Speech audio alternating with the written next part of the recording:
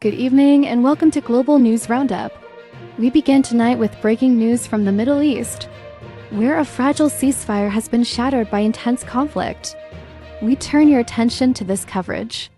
In the early hours of March 18, 2025, Gaza was rocked by a series of devastating airstrikes. Israeli forces launched extensive attacks across the Gaza Strip, marking the most significant escalation since the ceasefire agreement in January. The Israeli Defense Forces targeted multiple locations, including Gaza City, Khan Yunis, and Rafah.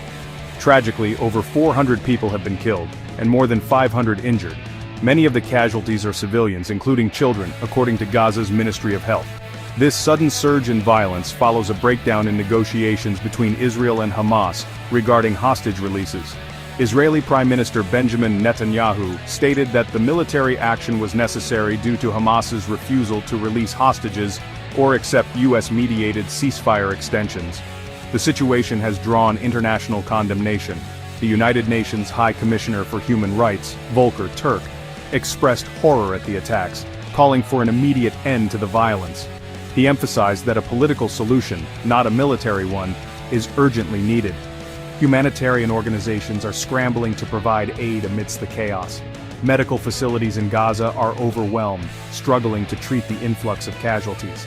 The international community is urging both sides to allow the safe passage of aid and to protect civilians caught in the crossfire.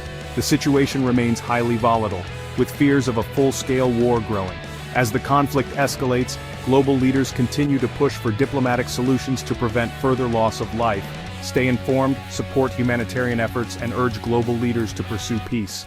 This nightmare must end immediately. As the conflict intensifies, the world watches with bated breath, hoping for a swift resolution to prevent further devastation.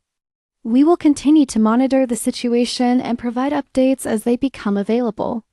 Thank you for joining us. Stay safe and good night.